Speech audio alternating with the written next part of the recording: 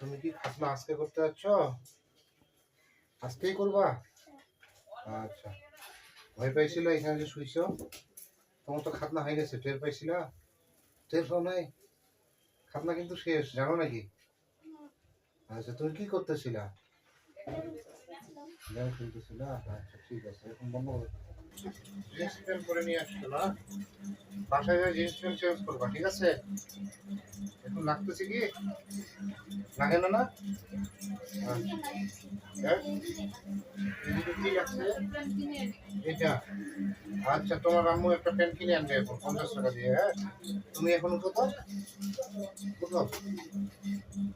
এই পাশে ঘোরাও পাগুলা। পরে তোমাকে মোবাইল দেওয়া হবে, সমস্যা নেই, গেম খেলার জন্য। নামো, হ্যাঁ, নামো, আসো।